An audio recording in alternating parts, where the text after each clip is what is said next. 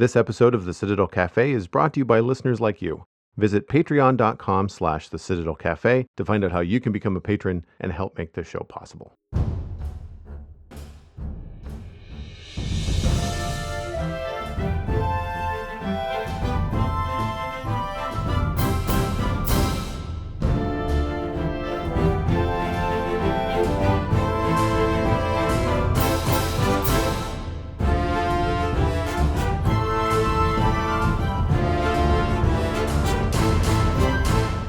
This is the Citadel Cafe, episode number 503, recorded on Thursday, March 12th, 2026. My name is Joel Duggan, and the Citadel Cafe is where my friends and I talk about the geeky stuff that we're into. The podcast is available on all major podcasting platforms, including YouTube. If you're enjoying the show, please consider subscribing wherever you're listening. Joining me, as usual, is my friend Steven. You can find him at StevenESC on all of the social media that matters. Good evening, sir. Hello. Hello to you. Pleasure to be here as always. Have you been? It's been a week, and we'll leave it at that. The March is on the bright side, and I'm going to bring up weather because at least it is a bright side. It was like 13 degrees and sunny the other day, which is really weird for this time of year in Nova Scotia. And it's been raining the last day and a half since then, which is, one would think, not good news, but it's not snow, which is what they were originally forecasting. So instead of 15 centimeters of snow, we've got rain, and all the snow that was on the ground is now gone. So I am happy about that. I don't know about you. Yeah. But spring is sprung. Usually not a fan of the rain, but in this case, it feels like it forced us to turn the corner on winter and head towards spring because along with that warm weather and the rain, it's just the snowbank that was in front of my house that was up higher than my deck is now, I'd say, 90% gone. So. And I think that the other day when I was working in the afternoon after my stream, I think I had both my patio window and my studio window open the entire afternoon. That day that it was like 13 degrees. It was cool. Like I was in sweatpants and I think a t-shirt and maybe a hoodie at some points, but it was just nice to have the windows open, which you can't do when it's minus 15. Or you can, but your plants might die. Like it's not the most friendly thing, and not something you're going to do all day long. It's something that you kind of do for like a stint maybe, but no, this was a really nice day. So it's nice to have that turned around, and I am still getting used to a time change. So there might be some people listening live in our Discord that are like, why is it happening an hour earlier? It's because Nova Scotia changed times on the weekend, and we are observing Eastern Daylight Saving Time or Atlantic Daylight Saving Time now. And not everyone in the world, not everyone in the country is actually doing that anymore, thanks to BC. So if you're on another coast or if you're in Europe, then for the next month, it's not until the very last Saturday in March that most of the other countries will change. So for the next little while, both my streams and the live podcasts, both Spawn Chunks and the Citadel Cafe are going to be observing Atlantic Daylight Time. So it's 8 p.m. local, but do the math for where that is for you. If you're part of the Discord, then by all means, join us live. It's fun to have a couple people swing by and hang out during the live show. So I want to kick us off because I think this is something you're going to really enjoy. I went down a rabbit hole because I watch Jenna Phipps. Speaking of BC, Jenna Phipps and her partner Nick are a couple that have bought and are currently completely gutting and renovating a mid-century modern home in BC. I think they're outside of Vancouver somewhere. And I just thought, I'm going to start looking. I wonder if there's any houses like that around here in Nova Scotia. Normally you don't see them. I know they would have existed because there would have been a big boom. The same baby boom happened all over the place. But in Vancouver, you don't get hardly any snow. So flat roofs and those mid-century modern homes are a little bit more common in milder climates. But when you've got snow, you're not going to see a lot of post and beam and flat roofs. You do see them sometimes here, but they usually have to have elaborate drainage systems for it to work. Anyway, that search didn't really land me anything fruitful here locally that was mid-century modern. I did find a couple of modern videos on YouTube that were about, I think it's OG architects.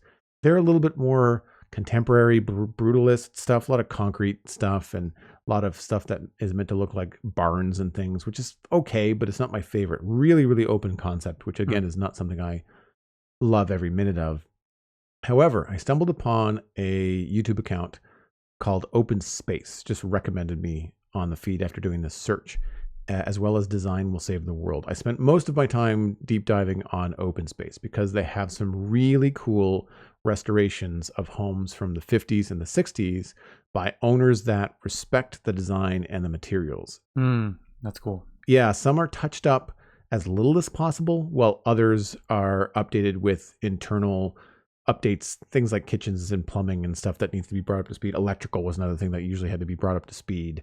But they keep the mid-century modern or the Bauhaus aesthetic because very often the people that are buying and restoring these homes are architects themselves, are friends of an architect, or somehow have a connection to the design space. Like maybe they're an interior designer, not an architect themselves, but they know and value design.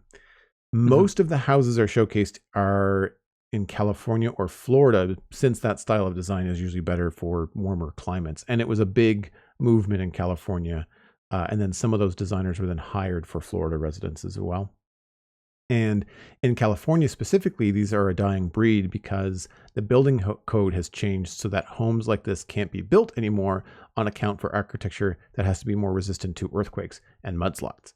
So when you're dealing with a house that's mostly glass on your cliff facing side of the house, not exactly the safest thing to live in if the ground is going to shake or the hill is going to slide down. So there are other things that you have to take into consideration. And because these renovations, if you renovate something in California, you have to change it to code unless you previously get the house marked as like a heritage site, or I can't remember the designation, but basically as a state designated home, an art, I guess, not installation, but like an art landmark as part of the history, then it can be updated, but it doesn't necessarily have to live up to the modern standards of code, because in order to do that, you have to maintain the original design intention of the architect. Do you find that that was a common first step for all of these? Is it something that, maybe it's a dumb question, but are all of the ones, the videos you've watched, essentially just trying to go back to the original style, and so they all were registered as heritage properties first? Or were any of the videos just people who decided to go, all right, I'm going to bring it up to code, I love the aesthetic, but I'm going to make it so that it's earthquake proof as well? Not that there's some things you can't do. Like you could not do that with all the glass, but there were definitely some adjustments. I want to say it's in my favorite one, which I think to date, I've watched so many, it's hard to remember, but Weber House, which was designed by A. Quincy Jones in Glendale, California. They wanted to update it so that it had like insulation in the roof, and they wanted some modern materials for things like the kitchen and the flooring and modern appliances, and change the kitchen. The kitchen layout has been adjusted to be a better kitchen, but the location of the kitchen and the size of the kitchen is still kind of 1950s small. So there's things like that I thought I don't think they had it registered as a site, or if they did, it was with the intention of like, we're still going to update it, because you can have it registered in a couple different ways. Like you can register it as in like, we will not change it, it has to stay the same, or the intention of this registration is in the spirit of the original architect, meaning like you can't buy it and knock it down, but you can buy it and make changes within reason, and all that kind of stuff is the kind of thing that would be clearly communicated to somebody before they bought it anyway. So it's not like you're going to go in there and go like, what do you mean I can't knock down a wall? Like, you can't. Right. At least not in the way that you think that you can. A lot of the things that people change are the finishes inside, but these houses are so nice, and a really good way to kind of bring it up to people that might have something in their memory. Like if The Incredibles, if you're watching the Pixar animated movie The Incredibles, the house that they live in The Incredibles is mid-century modern, and the interior and like sunken living rooms, really big brick faces, bold use of materials. The whole idea was back then, I mean, they're expensive now because of, one, the area that they're usually found in, California and Florida, and two, the views and the fact that they are now almost 100 years old. It makes them more of a sought after thing. So of course the price goes up. But at the time, the whole idea behind mid-century modern was like common materials like plywood, concrete, steel, glass. Like they weren't doing marble countertops. They were using linoleum and plastic chairs and stuff like that. And that's the Bauhaus kind of movement from Germany. But it's really cool to dive into these. They're relatively easy to watch. They're 10 to 15 minutes a piece. They're really beautifully shot, the ones from Open Space specifically. And there's usually an interview with either the owner and or an architect that is familiar with the house. Sometimes both, because sometimes the owner is an architect. So they can usually speak to the space, which is cool. And the architects that come up more often than not are Richard Neutra, A. Quincy Jones, and Paul Rudolph. Some of whom obviously reference like Frank Lloyd Wright. But Frank Lloyd Wright is just a little bit before these guys. He was like more 30s and 40s, and these are more 50s and 60s homes. It's really cool to just kind of see the design, see what people do. If you have, like when people have really solid interior design taste, it's cool to see some modern faucet fixtures, modern appliances in the kitchen that still mimic and still look like they could work in the 50s, even though they look and they are brand new and have the kind of like new and fancy things that you would want in a modern kitchen. Something like a what's the name of the stovetop? There's electric, gas, and induction. So induction stovetops are like super slick and clean looking. And that's kind of what the whole vibe is. There's a minimalist vibe to mid-century modern, and induction stovetops work great. So you can have this brand new fancy technology that still looks like it fits the design. It's very, very cool. Anyway, if that's something that would interest you as a listener, I feel like it would interest you as a designer. Worth a watch. Just like fun to throw on your lunch hour. They're well made, well spoken, well written, beautifully shot. Again, like the camera work in these are just beautiful, especially on like my 4K TV. Like it's just really, really nice stuff.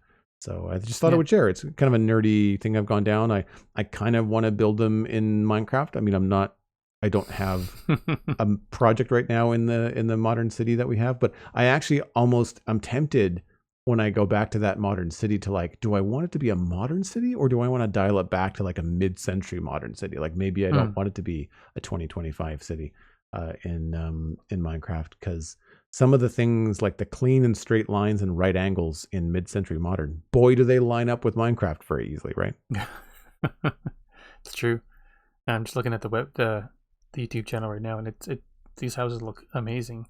It's funny because I've never really known architecture well enough to been able to pinpoint what era this type of house would have come from, but I've always loved the look of it.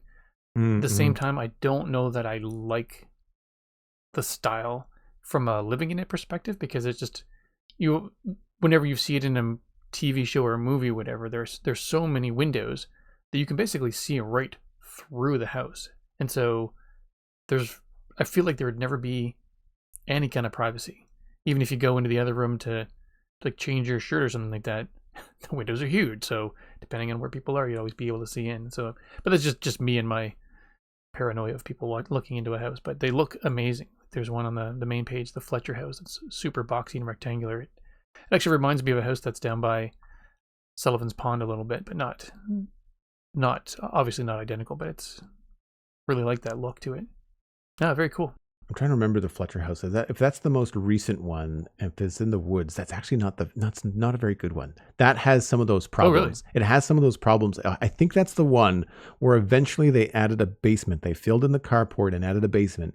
And the guy's younger sister had to go through his room to go into a staircase in his closet to get to her room. Like it was like, I stopped watching the video. I was like, this one is dumb. Like some of the decisions made in this one were not good.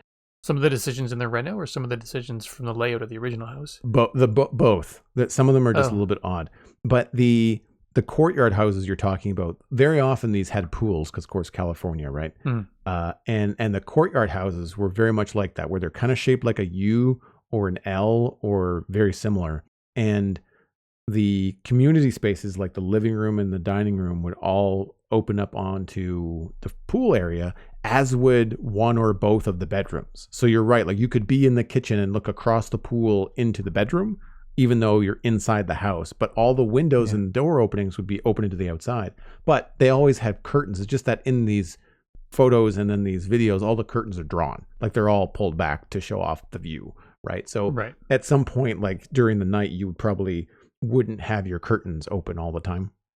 But some of them are really well designed in that even though they are wide open, there would be enough either physical divide or design divide inside where you could be at the dining room table and not feel like you're in a giant space, still feel like you're having an intimate conversation.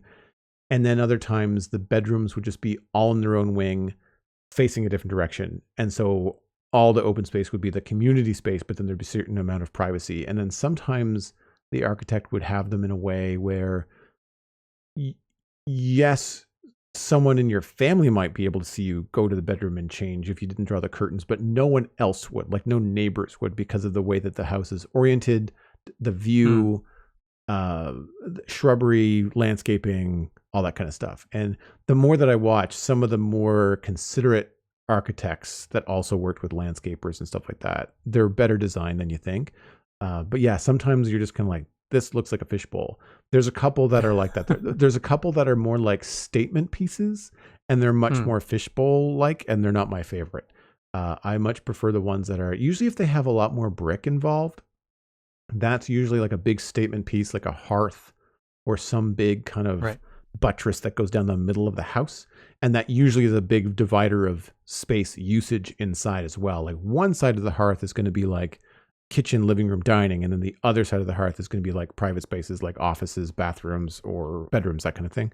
So yeah, it's worth checking out because like, and just like everything else, like there's a certain amount of taste, and some architects, well, true to the style, are just better at it than others. And I also think that while I was watching, I could look at something and go like, I like the look of this house. I'm not a big fan of this person's interior design taste, but you know, whatever. That kind of stuff would not be, that's the kind of stuff that you can, the window dressings you can change, like that kind of stuff you can just move around. But I just like the simplified space. What I like so much about them too is that they're these well-regarded space, and they're very often under 1,500 square feet.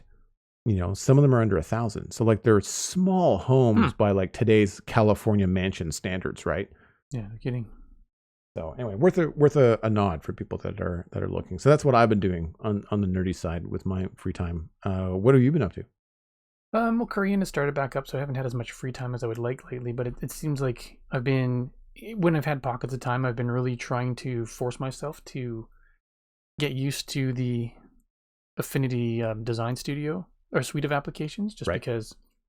Yeah, we've chatted about it before when we've gone out, but the idea of paying for an Adobe subscription these days is just so unappealing. And while I have the software for work, I'm not supposed to use that for freelance stuff. So I've been just sort of playing around with it, getting myself used to it, seeing what the limitations of the software is.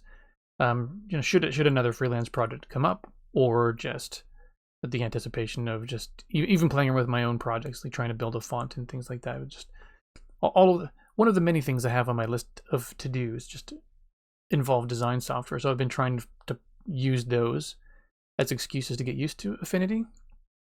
And I gotta say, I haven't played with the photo one enough. It's just called Pixel now. In Affinity 3, they're all part of the same larger application. So there's vector mode, pixel mode, and layout mode. So I haven't played around with pixel mode much, but vector comes with some idiosyncrasies that I'm not a huge fan of with selecting, but so far I haven't been able to. I haven't hit a wall where I have not been able to reproduce something in Illustrator. So it's not been the same process. Or yeah, the different tools, different methods, but I've been able to recreate shapes that I've created in the past. And so that's been pretty reassuring. And then the layout mode, it's basically like their version of InDesign. It didn't seem like it was quite as powerful, and it probably isn't, but I felt like it was fighting with it for the first little while, and then I realized where some of the tools are that I was looking for. I was thinking there weren't key features in it that I like to use, and then after playing around with it for a while and opening, so you can export InDesign as an InDesign file as an IDML file, or just like basically a different file format, which Affinity can open, and it brings everything like master pages, grids, paragraph styles, graphics, like essentially anything that I built in the InDesign file had come over with it, which was amazing because it just, I don't know, feels like it opens up a world of possibilities. Knowing that if I wanted to, I could just take old InDesign projects if I needed to update them and convert, and then just almost straight convert them over to work in Affinity. So it's been thus far pleasantly surprising, not without its hiccups and frustrations, but once I've worked past those, like I said, at least for the vector mode and for the layout mode, they've been pretty pleasantly surprised at what it's been able to do. Yeah, that's where I've been spending most of my time these days. I've played around with it, and I've used it to make notes, put out a PDF, reply to a client, but I've not really done anything of my own in it. I feel like I might have moved, I might have moved the Citadel Cafe title card art over into Infinity just because it's a low bar, uncomplicated thing where I'm basically dropping in a graphic and changing some colors. And so far I have not had any issues with it. I don't use the layout or the vector program for that, though. I use what used to be Affinity Photo. So I use like the pixel editor part of it, what is essentially the Photoshop replacement. Just because it's got the tools that I have used to build that template. So it brought the template over, easier. I don't remember I don't think I had to build it over because I've been using Affinity for a while. So I wasn't coming from Photoshop to Affinity. I was coming from Affinity Photo 2 to Affinity. So I don't remember whether I had to build it again in Affinity Photo 2. I probably didn't. Everything still feels really familiar. But there are things, like you said, about Affinity that I find problematic. I was doing some work on the art for the spawn chunks this week, which required me to repaint a chicken as a duck in Minecraft. And all I was doing was photoshopping it. I didn't actually make a new texture. I just dropped the chicken in, cut the chicken out of the background, and then dropped the opacity down to, not the opacity, dropped the saturation down to 0. So it was just left with the tones, and then started painting colors on top of that in color mode. And it just, brown, green, and it still had the pixelated texture underneath. It was great. But masking in Affinity does not work the way that you think it does, to the point where I don't know if it does work. I cannot get it to do what I want it to do. I can get it to do the opposite of what I want it to do, but I can't get it to do what I want and control it. Like, it is infuriating. And on Monday, I just didn't have time to go watch a YouTube tutorial for what essentially, if all I needed to do to make this would be to chop up the chicken that I had already cut out into a couple different pieces and just lock the opacity and just paint them. And so that's what I did. So that solution took less time than it would take to watch a 5 or 10 minute YouTube video on how to mask in Affinity. So I was like, screw it. Also, I wasn't going to go look up how to mask in Affinity Photo 2 when I have the new Affinity app. I should probably learn how to do it in that. And there are some changes from Affinity, the previous trilogy apps, to the single app. There are some differences that I had to look up because tools are different. Things are in different locations. The way that layers behave are different. How they are clicked on. And that's one of my biggest pet peeves with the new Affinity app, which I'm sure is something I can control. But I cannot stand click selection in layered art apps. I want to click on the layer window and click on a layer and only work on that layer. And if my mouse on the screen clicks on something else outside of what I'm working on, I don't want it to select something that I'm not working on without me having to, one by one, because you have to do it one by one, lock every single layer and then unlock a layer when you want to actually work on it. It adds a click. It sounds dumb, but when you're working with a multi-layer document and you have to click something twice to use it as opposed to once, it is just infuriating. And it seems redundant. Like, if Photoshop can do it, why can't Affinity, right? And so I'm wondering, to your point about how some tasks are not done the same way, I wonder if there's someone at Affinity that has designed it saying, I think this works better, or if someone at Affinity had to change it because if we don't change it, we might get sued. I wonder where the line is there, because sometimes, unfortunately, those things are, they have to be changed, but sometimes I really want to talk to the person that designed it. Like, have you used it? Like, have you tried to do the thing? Like, have you tried to mask something in Affinity? Because I bet you haven't, because it's hot garbage. It should not take that long. It's not like I'm new to graphics programs. Like, it's been 25 years, you know? Overall, for something that's free, for one thing, I don't remember 100%. If I said that yet or not, but like version 3 came out and having all of this available for free, as someone who doesn't do a lot of design work on the side, it doesn't makes zero sense for me to spend the time to or spend the money on InDesign just for like a month's product or something like that. Whereas I can just, I don't like using my work software for freelance, so I'm avoiding that. But if I could just basically open it and export it as that IDML file, I'm good to go. And I mean, the reality is I can just make a dummy email account and sign up for a 7-day trial, export the file, and then away I go. I could just create an email alias or something like that just to get the 7-day trial to convert it. But it's surprising me, yeah. So, as I said, so it's going to be, I think, if I can help it, it's going to be what I lean on for all design things going forward. But we'll see. I have so much muscle memory for the Adobe Creative Suite that it's just, I don't even have to think about it, and I can just make things happen. So I will say that sometimes apps get it right. So I switched from Premiere to DaVinci for all of my audio and video editing for the content that I produce. And aside from a couple of key binds that I switched in like options, which is very easy to do, DaVinci works very similar to Premiere Pro. There was a couple things that I couldn't find, and I didn't understand at first just because they're called something different. But once you understand what they are and how they work with a very simple YouTube tutorial, then you're kind of off to the races for basic video editing, basic audio editing, and anything else that's specific. You can find it because DaVinci is free. It's a professional level software. People that are editing television shows with it pay for it because they need that kind of robust licensing for it. And that's similar to what Affinity does. Like it's free for all the basic stuff, but because they're owned by Canva, if you want Canva and any of the AI features that are included in Affinity, then you have to have a Canva subscription. I don't remember what that costs, but it's to the tune of $20 a month. It's still way cheaper than Photoshop. Yeah, well, it's about $150 to $180 a year, which is less than 2 months of Adobe. Yeah, 100%. Creative Cloud services. So yeah, not too bad at all. And I found out they've got free stock photos as well because they bought a stock photo company. And so when you open up Affinity, like Affinity 3 layout tab, you can click on stock photos and it just shows them all. You can do a search and nice. It's great. I mean, not that I do a bunch that uses stock photos, but every once in a while I've done a project and a website where somebody I just need a filler image there and I don't know what to get. And to have the option to just do something for free is pretty great.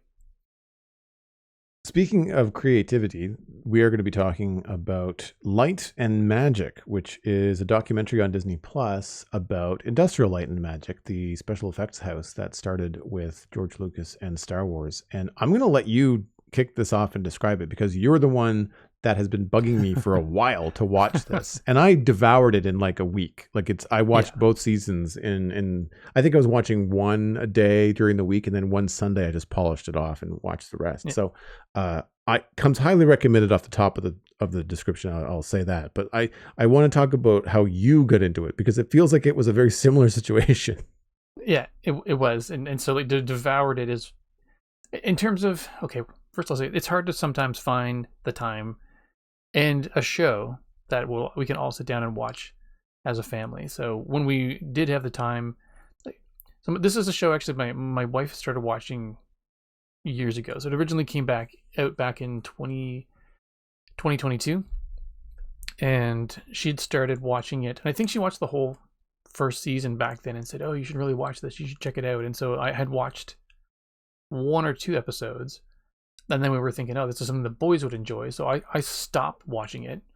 And then we just, tried to make that one of the things we watched. And it just never really clicked back then. But, 3 years later, boys are 3 years older. And we had just finished watching, I think it was Severance last year, trying to find something new. And we started watching Avatar: The Last Airbender again. And then and for whatever reason, I wasn't able to make all of those. And we just thought, you know what, let's find something new. And then Tam goes, well, what about this light and magic show? I've been sort of, not saying pestering because she was being annoying about it, but she had mentioned, like you said, mentioned it a bunch of times. So we checked it out, and just right off the bat, just the things they get into. I guess I'm getting it a little too far ahead. So the show is basically a behind the scenes look at like George Lucas's early career and his creation of, as you said, the Industrial Light and Magic studio that he founded as part of his Lucasfilm company, with the sole purpose at that time for providing the special effects required for the original Star Wars. So right off the bat, they get into all of these cool old special effects techniques that I never really, I'd heard about them, just like the matte paintings that they used for good chunks of the scenes, and I knew some things were painted, but I didn't really realize how many paintings were done for perspective and to show depth within areas. It just never occurred to me to think about, wow, how was that done back in the day? So I really enjoyed the first episode, and we finished it off, I think, over 2 evenings, just because of the way scheduling went and school and homework and stuff. So, and when we finished the first episode, not much was said, and I wasn't sure that the boys liked it very much, but I had already seen it. My wife loved it, and then when it came time to sit down as a family again, we said, "Did you guys want to watch the second episode?" And they were like, "Oh yeah, that was really interesting." And then, like you said, just whenever we were sitting down as a family, that's what we devoured over the next little while. So it took us probably 2 or 3 times as long as it took you to do it, just because of, I guess, the reality of finding timing for the 4 of us to sit down. But it was really, really interesting, taking you from the very beginning where everything was analog, stop motion, painted scenes, and right through the entire, practically the entire history of light and magic. So, that's how we got into it. And I didn't know there was a second season. I thought we were just going back to watch this original show that came out in 2020. And so when we were watching it, and that's probably why it kind of popped up on my wife's radar again the second time around, because season 2 came out in 2025. So, thoroughly enjoyed it. And that's why I was saying, hey, you got to watch it. You got to watch it. We should talk about this because you like Star Wars. I like Star Wars. This is a cool thing. Well, and think, wasn't it not founded in 1975? So then 2025 would be the 50th anniversary. I'm pretty sure. I think I was doing the mental math when I was watching. Right. When I was watching the show. And something I didn't realize at first was it's produced and directed by Joe Johnston, who was one of the concept designers that worked at ILM. Mm-hmm. Like, so he's doing this documentary about like his friends and some people that he would probably consider family that he worked with in the 70s. And yeah, I knew what it was going to be. And I've got a lot of Star Wars art books. I have a lot of art of books, about films, Pixar, Disney, Star Wars, Lord of the Rings. I have a lot of that kind of stuff. So a lot of the times the names that they dropped, like Phil Tippett and other stuff like that, like I knew of. And you hear about that kind of stuff when you're kind of in the art circles that I worked in for 20 years. But I have recognized faces from behind the scenes on THX VHS videos. Yes, I'm that old, folks. And special edition DVD versions of the films, because of course DVDs were famously, great for having behind the scenes featurettes. Like you could watch the film, but then you could also watch like an hour or 2 or more of like how they did it and how they made it. And Star Wars always had cool stuff like that on it, especially when they did the special edition where they were adding things and new technology and all this kind of cool stuff.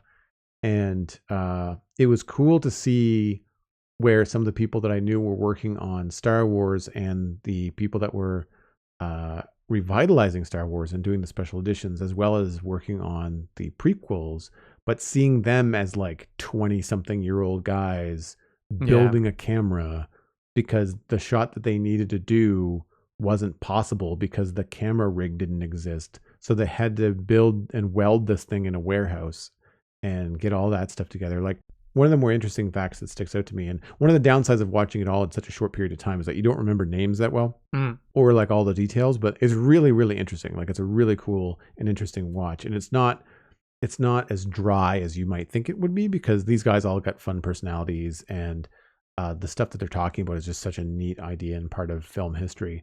But one of the funnest things that I saw them talk about was they could not get the Death Star trench run right. They just could not figure out how to film it the best. And then they realized, well, we need to get at scale, we need to get the camera moving at like roughly 35 miles an hour, or 35. Yeah, I think it was in America. So 35 miles an hour. So the only way to do that was to build a rig to put in the back of a pickup truck, build the trench and move it outside in the parking lot, and drive the camera on a truck, with the like hanging like in a big U shape, hanging down this trench as someone drove the camera. Like on one hand, the ingenuity and invention that these guys came up with, and women, is amazing. But on the other hand, the work and safety was not at its peak during the early days of ILM, because they were vastly unsupervised. And in a way, like, I think it's a good thing that they were not, because even though Lucas says in the documentary that he came back from London shooting principal photography for Star Wars, and was like, they only had 1 or 2 shots done after like 6 months or more.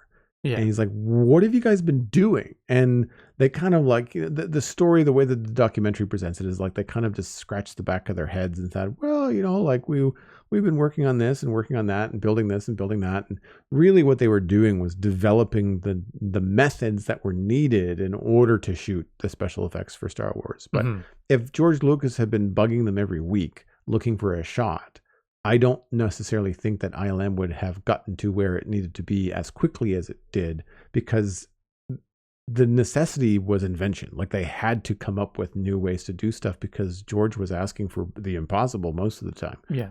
And at that point, Star Wars wasn't the monster hit that it was after the release. So he was funding it all himself. He had some money from American Graffiti, and it's stressful. Like, and you can probably feel that in the documentary. There's definitely, he's a moody dude, man. I don't know. Yeah. I don't know that I'd want to spend much time around him on a film set. No, same. But the level of invention and just, I say figure it out mentality that they had, because it was so fun for them. And I'm not sure if it would be luck, but like the boiling pot of multidisciplinary expertise in that initial group was just kismet, right? You've got people that could build models, build electronics, sculpt. You had people that could build sets, build miniatures. You had electricians. You had film nerds. Most of the times, like a bit of both. Like everybody had like a little bit of everything. But there was always someone that was like a real expert in one thing and then dabbled in 3 others. And then like someone else would be just like, oh, well, the thing that you dabble in, I've been doing that for 10 years. So like, let's, combine our skills and become a super, entity of creativity. And it was really, really cool to watch and see the unbridled invention that they had in the early days. I've enjoyed the Star Wars movies, but I never really thought much. Not to say not much of George Lucas, but I never really thought much about what he had done. Like Star Wars was cool, enjoyed it, watched it multiple times, but I had no idea how much of a visionary he was until I watched this documentary, because it's just interesting that essentially there's no movie today that isn't touched by something that he pushed forward, because he believed that, not always correct in some cases, but like digital would make everything better, like in terms of the movie production. And so I maybe from a production standpoint, it has, like just because he found editing with film was just cumbersome. So he really tried to push that towards digital editing, and then eventually figured it out. All of the film was loaded digitally into it, and they could do all of the editing they wanted to. And that was him pushing for trying to make it easier through digital. And then even Photoshop, what we were talking about earlier, just the tools that you and I have used in our careers, started with the Knoll brothers, who one of them had created just a basic monochrome photo touch-up thing, and then his brother, who was working with ILM, said, you know what, you should make this into a full-fledged photo editor, and they pushed that forward, and it became one of the tools that they used. And it just blew my mind that there was so much that he just wanted to push forward for the sake of making his life easier, that ended up becoming almost the de facto standard for how things are done in the film industry these days. So pretty impressive. Digital editing, digital filming eventually, digital projection in theaters as well, digital sound, Photoshop, which you just mentioned, which I didn't know. I knew about Pixar. I knew that the computers that they had developed for image editing eventually got sold to Apple and became Pixar. And I knew that from some other bits of just tech history that I had under my belt, but I didn't know about Photoshop. And then CGI as we know it today. And that was probably one of my favorite and most interesting parts, even though it was kind of sad in some places of the documentary, which was the kind of the dawn of CG, them trying to get things to look a certain way. I think they started really getting into it with The Abyss and then Terminator 2. And then they started talking about Jurassic Park. And it was the Jurassic Park stuff that I didn't expect to see coming. I knew we were going to see a lot of Star Wars. And I thought, maybe they'll just like show little clips and highlights from other movies that ILM has worked on. But most of the behind the scenes are going to be Star Wars, because that's what's going to bring in the attention, right? But they spent like a good couple of episodes focusing very heavily on Jurassic Park. And I couldn't believe that Jurassic Park was going to be stop motion as like planned. Like that was Steven Spielberg was going to use, it's not Phil Tippett was the stop motion guy. I can't remember the name. I can never remember his name. He's a Creature House guy. So one guy was doing the big beard, right? No, that's Phil Tippett. The guy that was doing the design for like the actual T-Rex on set, like the one that was on a dolly that had like animatronics. Anyway, I think it's Lauren Peterson. Yeah, I'll look it up. And not Harryhausen. He came after. Harryhausen was like the early odds. Anyway, I couldn't believe that Spielberg was actually going to go with stop motion. They showed clips of the original stop motion of the Raptors, and they were fantastic. And the animation of the final CG Raptors actually mimics what Phil Tippett did painstakingly, frame by frame with stop motion. Like it was beautiful.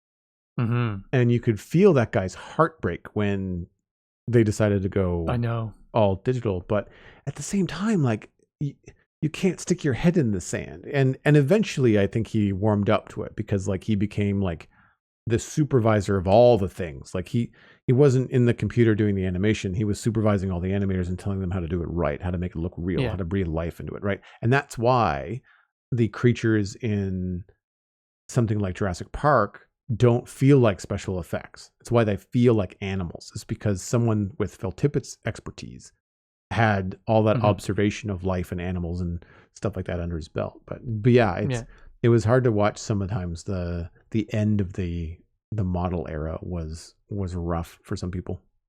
Yeah, they spent so long kind of building this company around these talented people and these techniques that no one else was really doing in that time or as well, only to then advance far enough to leave it behind, and it was just tough. Yeah, but like you said, the gentleman who was brought on as the animator, just going back to what you said before, just the kismet of all these people who like, oh yeah, I can do this and a little bit of that, and just happened to be he was being left behind in the technical side of things, but he happened to know a ton about dinosaurs. So it's like, cool, you've got the guy who's an animator and knows a ton about these animals that you're animating. So it was just brilliant. And so it was nice to see him sort of still have like not a shining moment, but still be very relevant to the way that Jurassic Park came together. And I guess on the note of how much time was spent on Jurassic Park, like I didn't realize that was Industrial Light and Magic.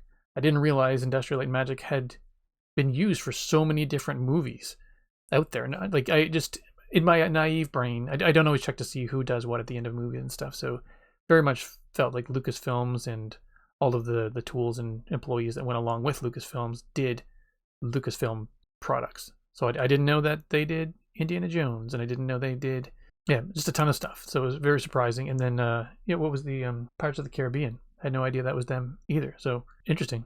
I knew about Pirates of the Caribbean because, again, I think I saw, by that point, all the home movies were coming to DVD. Like when Pirates was out in theaters, you could then go get it on DVD when it eventually came for home video, and that would always have some cool special effects behind the scenes stuff on it. Right. And I mean, at that point, I was definitely working on the internet professionally, so like it was easy to see that kind of stuff on YouTube and whatever. The house that I could not remember, Stan Winston Studios, is the studio that created the 37-foot animatronic T-Rex for Jurassic Park, as well as a smaller version. I don't think it was smaller like scale wise. I think it was just shorter. Like I think it was just half the T-Rex that was used in the iconic Jeep attack when the T-Rex first appears. Right. Yeah. I mean, obviously the parts where it's stepping into the scene is all CG, but like the part where it actually touches the Jeep and scares the kids and they're behind the plexiglass, like that's all an animatronic real thing, which that's part of the magic. Like that's part of the reason why I think ILM was so successful early on, is because they didn't try to do everything CG. When they were asked to do something that could be done in CG, they were just like, can we do it? Are we ready to do it? I don't know. Like, is that like, because I remember the conversations about the dinosaurs being like, well, creating a Terminator that's liquid metal, which is meant to be like a shiny thing from the future that oozes around, is one thing. Creating a living, breathing animal with flesh and muscle is something entirely different. And they're like, can we do this? I'm not sure.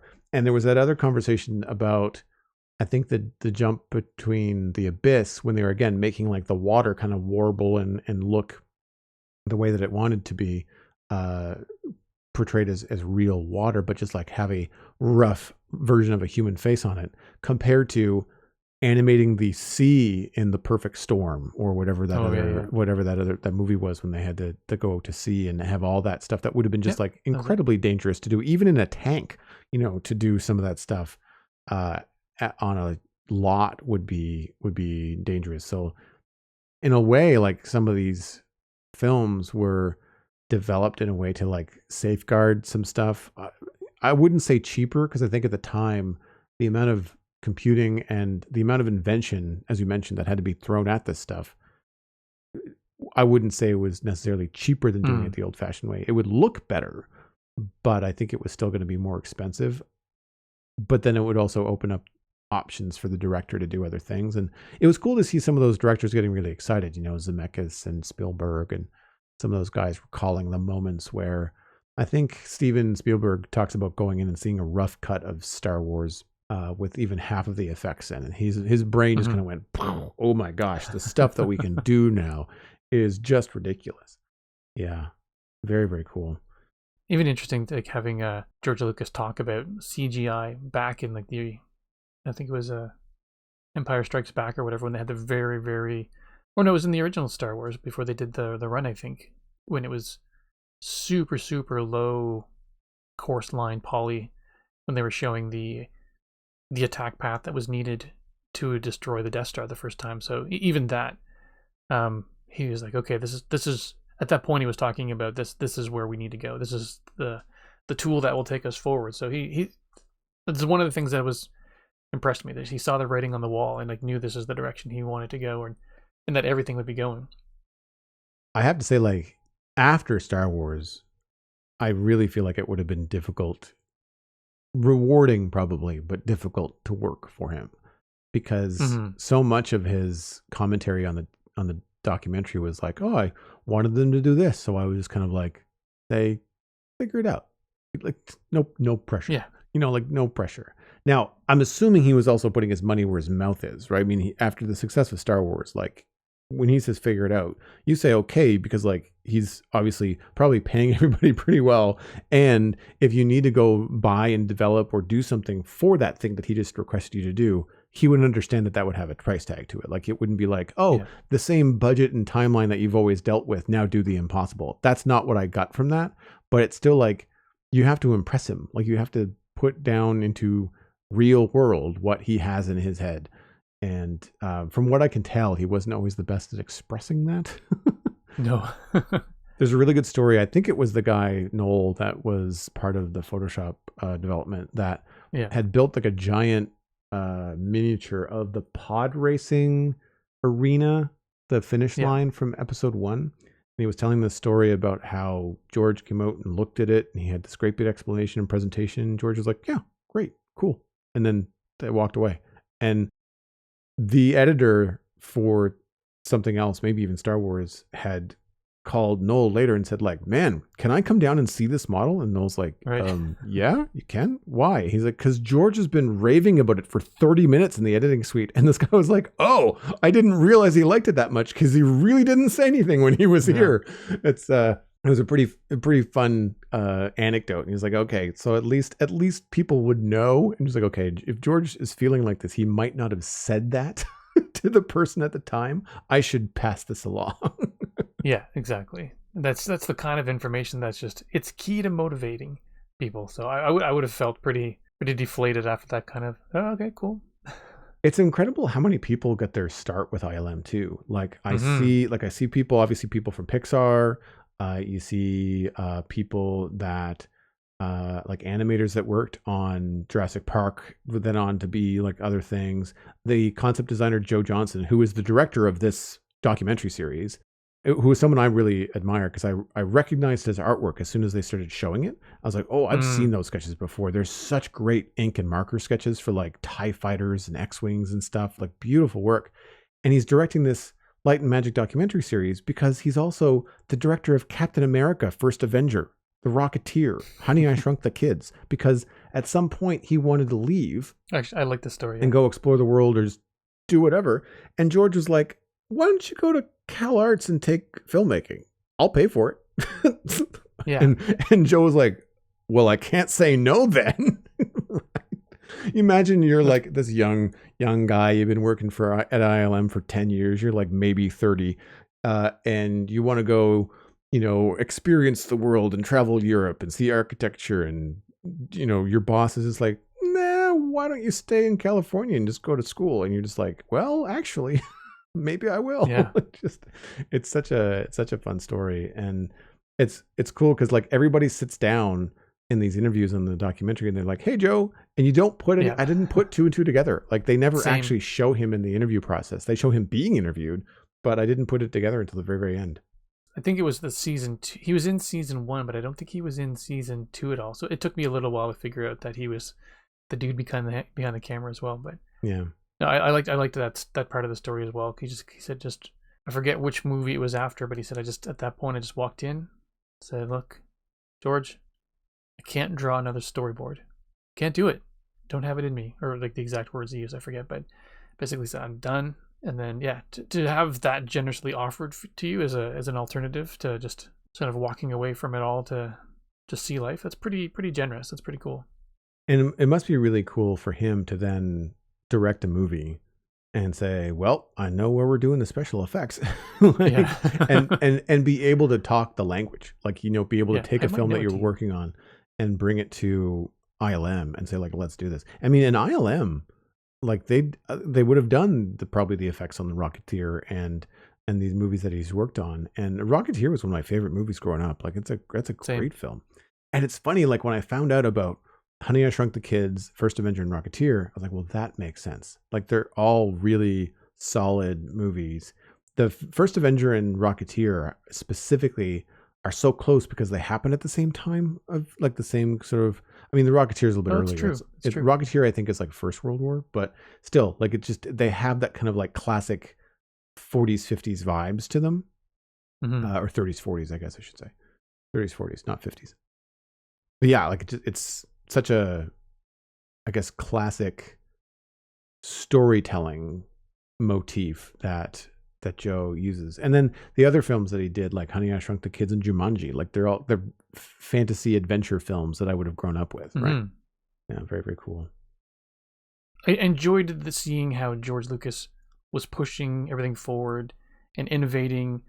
I did, like as I mentioned, I didn't realize that there was that much newness to how he approached filmmaking. But then then it got to then it got to the prequel Star Wars movies, and yeah, I think you and I did chat about it, and the went CGI everything, and it just felt it was so, and I feel like that was just too far. Visionary, and then just it felt like almost got to the point where, oh no, this is the way, I'm right, so we're just going to do this for all the things now. And I remember watching episode 1 and like being able to notice that every time there was a real action or a live person and CGI, there was a resolution difference. Like when Obi-Wan Kenobi was sitting, I believe it was Obi-Wan Kenobi, sitting in the bar talking to this creature, everything was high res, and this creature dude he was talking to was huge and muscular, and you could see all of the bumps of the scaly type skin that he had, and everything was just high, like intense lighting. There's just no depth of field, no blurriness, no nothing. But right across the table from this guy was Obi-Wan Kenobi, just elements in focus, elements out of focus. There was just no continuity in terms of how these characters are being presented right next to each other. And then, I mean, you just can't help but mention it. Then there's just Jar Jar Binks. Man, I felt like I feel so bad because I didn't really know much about the actor who portrayed Jar Jar Binks, but he was basically a dancer in a group called Stomp, and one of the, I think, producers or casting directors for Star Wars were looking for somebody for this Jar Jar Binks character. And then just the way that this dancer was moving, they said, oh, that's like Ahmed Best. That's his name. Ahmed Best was dancing. They said, oh, that's our guy. That's our Jar Jar. And they did a bunch of work with him.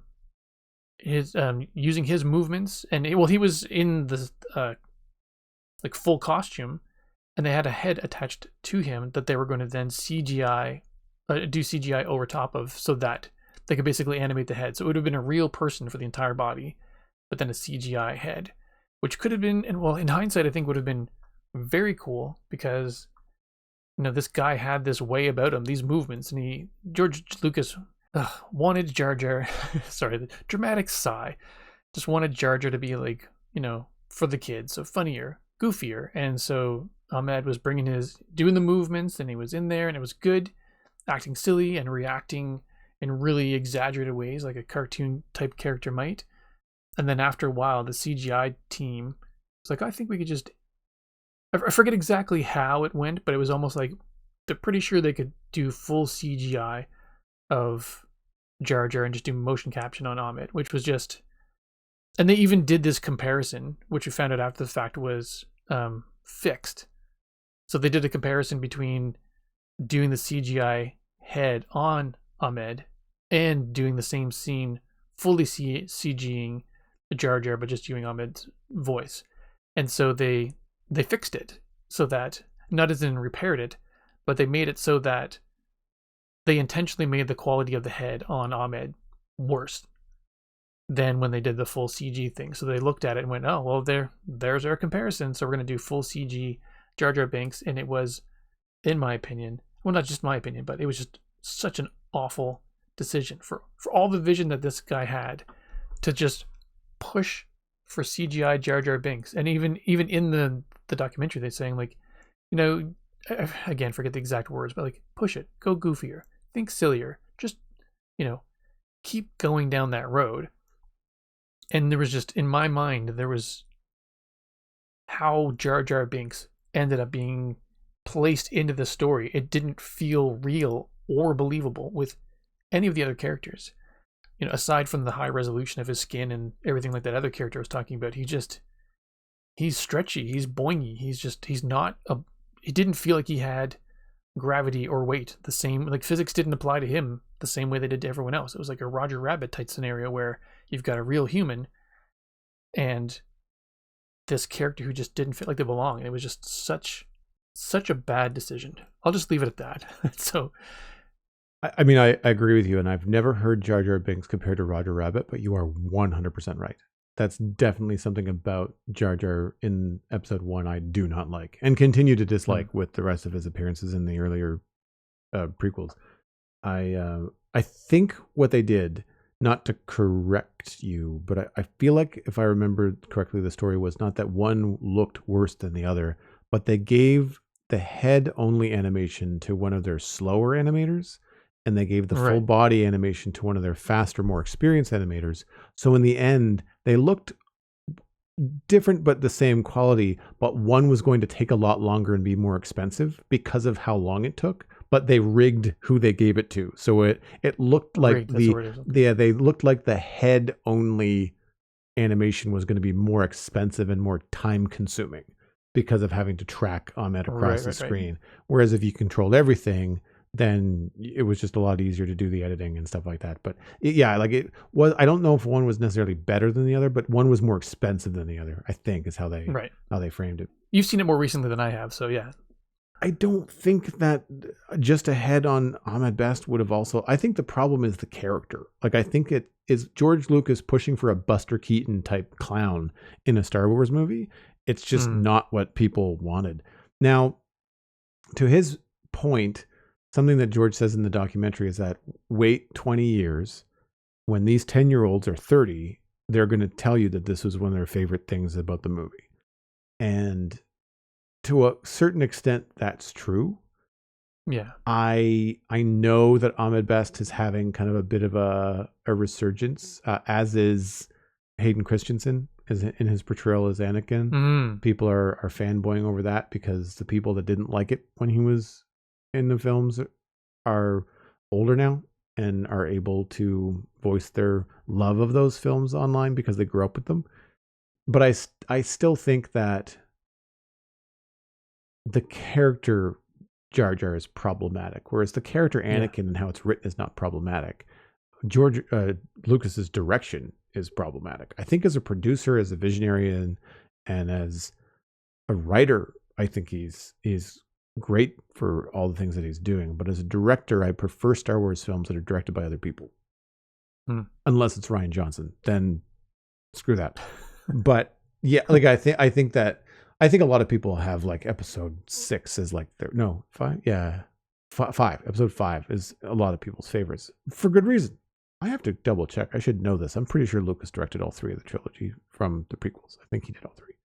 Anyway, I know what you mean about like the CG being rubbery and pushing it. And on one hand, like I feel like you almost need to do that in order to go, oh, okay, like I'm glad we pushed it and we pushed the technology, but now I know where I need to dial it back. Yeah. Because I don't think that Lucas necessarily did it. I know that they're doing it in Star Wars now with more realistic stuff, more stuff that's captured in camera, like the volume that they do for The Mandalorian. Now that he's not involved anymore. Well, but I mean, he is in terms of producing and writing and working as a showrunner, right? With, so on some of the new stuff.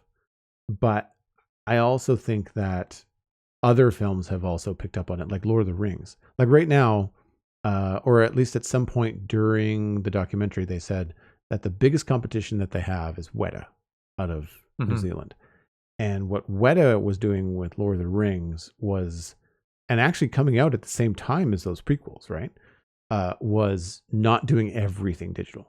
Like they had to use camera tricks. They had to use every trick in the book, from miniatures to bigatures to models to matte paintings and special effects and CG and real set pieces versus not. And in some ways, like I think there's a shot in Rivendell that has like a little bit of everything. Like there's a matte painting, there's maybe not a matte painting, it'd be digital matte painting, but there's like a digital background. There's a physical set.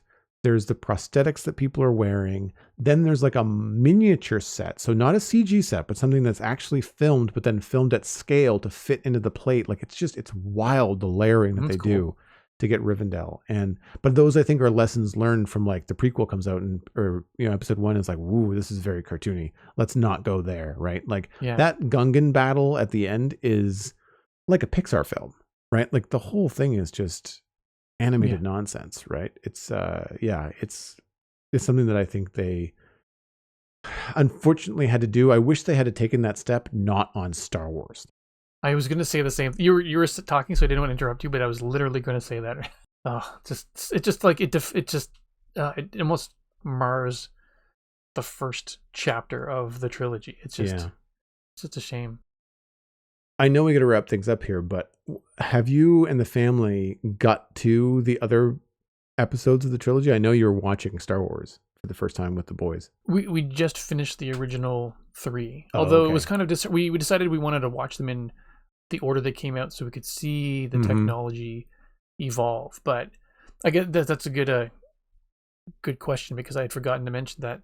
So we were watching it on Disney Plus because that's what we have, and so it's the updated version. And they even talked about, well, when you're remastering something, how much do you push it? How much do you push it? At a certain point, like, you could CGI the entire thing, but then it takes away the charm, and you could see the stark difference between the old models and the new CGI scenes they put in. So it was jarring's not the right word, I guess, but it just it was noticeable, and it was just a shame because we wanted to see those old techniques, and some of them had been wiped from it and replaced with newer stuff. And having Jabba the Hutt like move along like a worm in the sand, dude is like 1,000 pounds. There's no way something that's as big and heavy as he is going to be moving that agilely along the sand. Like, there were just stuff.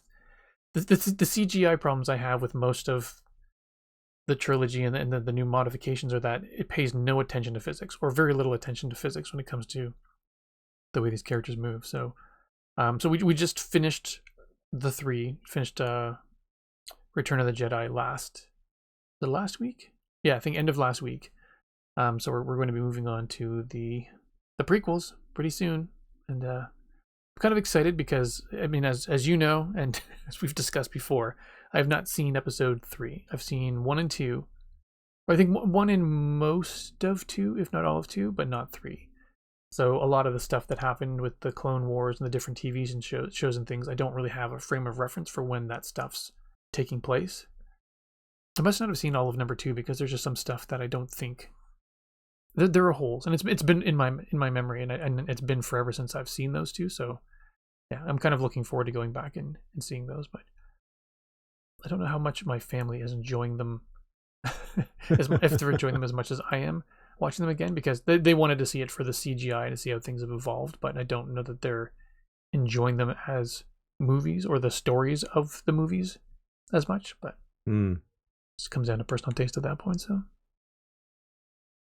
Well, moving into the Internet Minute, the Citadel Cafe is 100% listener supported. If you're getting value out of the show, please consider putting a little bit of value back in. You can become a member at patreon.com/the Citadel Cafe. Joining at any level will get you an invite to the member-only Discord server and access to the Barista Cut bonus audio, the extended version of the podcast. Special thanks to our Bean Counter patrons EclipseRM and Smurf588. Thanks ever so much for your support on this episode. Patron count is 18, which is steady on from last month. If you want to join the Patreon page, go to patreon.com/the Citadel Cafe and become patron number 19. My pick this week is Lego. You are not surprised. It's set number 31220, 3,179 pieces, 20 inches by 16 inches by 1.5 inches deep. That sounds like a box, Joel. That's because it is Claude Monet's Bridge Over Pond of Water Lilies. It's a painting, and it is not cheap. It is $349 Canadian. Wow. It's a high price point, but it is a really intricate design. And I did a little bit of math, and even after tax here, it's only 12 cents a piece, which is not bad, because sometimes Lego can be like 20 cents a piece, depending on like a Star Wars set or something branded.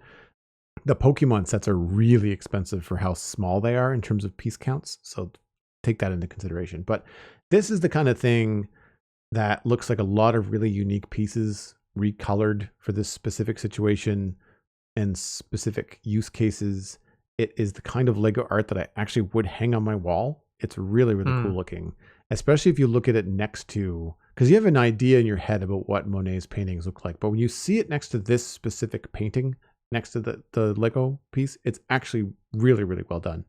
And I think the only thing I don't like about it at, kind of internet viewing is the light beige frame. Not my favorite. It's just a weird, I think it's the closest thing that Lego has to like a pine wood frame color. and it's not the best. It just looks plastic no matter which way you look at it. And so it's one of those things that if I spent the money on this, I might spend the extra money to get different bricks to frame it, just to have a different color. At least on the outside of it. Whatever's inside is fine, but yeah, it's very, very It cool. would be no different than buying a custom frame for a piece. You buy the print and then you buy your own frame for it. So yeah, that totally makes sense. I mean, you could also put this in a proper wood frame. Like it's big enough that you could just frame it yourself. That would be cool. In addition to the beige Lego frame that's on there, because I think that it has some sort of structural part to the build. I don't think it's slapped on there at the end. You could easily put this in a wood frame and pass it off as like really cool wall art. And the piece count is really cool. Like this would take you a long time. I think the largest set I have is still shy of 2,000 pieces. I think it's the Lighthouse is the most I've ever put together. So what's your pick this week? Well, my pick is a suggestion from Joel Duggan, and surprise, surprise, it's Lego. But it was good though, because like Joel knows this is my family. We've played Mario Kart for ages and ages and ages, and I played it when I was a kid. So this time it's we've got a combination of two worlds, Mario Kart and Lego. And so the set is the Luigi on the Mach 8 in the Mach 8 car. So set number 72050. Yeah, it's 2,234 pieces, and it looks pretty darn cool. So I knew the Mario one had come out previously, so you can get the Mario in the standard Mario Kart cart. And that's been out for a little while now, but I gotta say this Mach 8 is pretty true to what the car looks like. So it's got the wheels. This is the thing that I think makes a big difference on the way the Lego sets look, is if you can nail what the tire looks like compared to the original.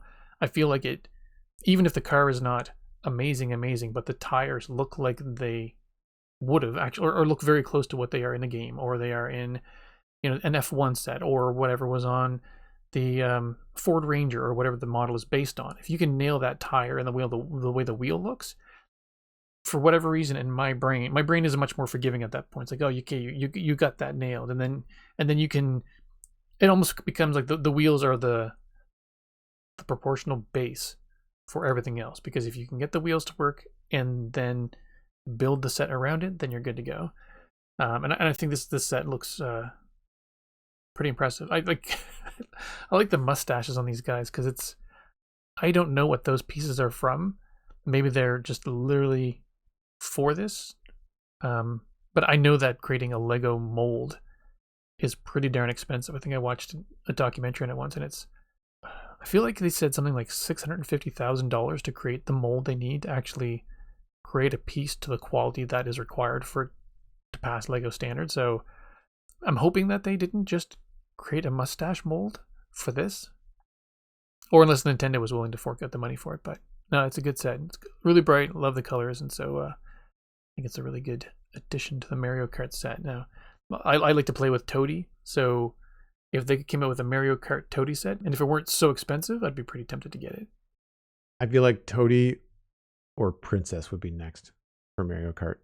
I would say Toady would probably be a pretty solid go-to, but then because they've done two guys so far, they might go with Princess Peach. True. Just to try and I think all four of them should probably have their own. But what I like so much about this, and I also like the Mario one that they did before, I don't play the new Mario Kart, so like that, it doesn't have the nostalgia for me that it might for you, because I remember playing Mario Kart on the original SNES, and so the models of the karts are very different in this one. But what I like so much about the Luigi and the Mario one as well, and I really hope that more Star Wars and Transformer kits. Well, Transformer kits are not bad. Any kind of vehicle kit that Lego comes out with, to have some studs showing, but not too many, I think is really, really rewarding as an adult builder. And this Luigi kit is really, really solid. Like the card itself has only a handful of studs in very specific locations visible. And Even Luigi himself has very, very few, which I think is funny. Including which the few are actually on the mustache, which is quite amusing. A little bit of hair texture, yeah. Yeah, like you say custom pieces. I think there's a lot of pieces in his face that are pretty custom too, like ears. The glove stuff is pretty unique. Like, yeah, the gloves are really well done, actually. Yeah, I feel like a lot of the stuff that they do with fingers, I feel like gets developed on Transformer builds or maybe Ninjaga stuff, and then gets translated to other licenses because it's so specific and such a difficult thing to do. But like his mustache is hairy and it's got studs on it. The back of the seat is probably plush and has studs on it. So there's certain parts that make sense as to why that it's got studs. I also like that it's not on a huge stand, and the stand kind of looks like an old-fashioned car jack, which I think is also cool. Yeah, like really, really solid stuff. I quite That's like interesting. them. I hadn't looked at all the photos. It's actually they've got the model next to a gentleman there. It's much bigger than I thought it was going to be, and I mean I'm not complaining about it. It's just that's a sizable piece. In the new pieces, they hide the specifications way down in the article. It is 10 inches wide, 16 inches long, and 9 inches high, I think. No, 10 inches high, 9 inches wide, 16 inches long. And Mario would be about the same. I remember looking at the Mario going like, that's really cool. And then going like, oh, wow, I'd have to find a place to put that. Like, that's not, yeah, no kidding. that's not a desk commitment. This has to go on a shelf somewhere. Yeah, and zooming in on the hands now, I see it. It's not a ton of custom pieces. It's actually really strategically placed common pieces. Mm-hmm. With a special print, yeah. I'm only saying that because I thought it was smaller, so I thought these were little tiny thin things, but now I can see all the pieces, and so those are those are not small fingers. That's neat. Some fun stuff. Well, that wraps up this episode of the Citadel Cafe. You can get more information about the show and links to some of the things that Steven and I talked about at thecitadelcafe.com. Music for the show was composed by Kevin MacLeod. You can email us at thecitadelcafe@gmail.com if you've got your own Lego pick or something else you want us to talk about. You can find the show by name on social media, very easy to find at the Citadel Cafe, and on any major podcasting platform. If you want to listen, just tune in to Spotify or Apple Podcasts, even on YouTube if you want to check it out. The RSS feed and show notes are available on our website, thecitadelcafe.com, and the patron-only RSS feed is on the Patreon page. Word of mouth is the easiest way to support the show. Just tell a friend about the Citadel Cafe and where they can go to listen to it. My name is Joel Duggan, and I will point you towards the Spawn Chunks, which is my podcast all about Minecraft. There are new episodes available every single Monday. It is a video show, so if you want to watch on YouTube, you can do that too. You can find me on social media at Joel Duggan and Joel Duggan on Twitch, where I stream Tuesday through Friday on Minecraft, usually working on a giant sci-fi build. It's been a lot of fun. And then I do try to build Lego on Fridays when I have a set, but I haven't picked out a set to do this spring yet. So that is not happening. We're doing mostly Minecraft. So that's where it all happens, at twitch.tv/Joel Duggan. Steven, where can people find you online? If anywhere, most times you can find me on Blue Sky at StevenESC or on Mastodon at StevenESC@mstdn.ca. You've been listening to the Citadel Cafe, where we are fast, easy, and cheap, but you can only pick two.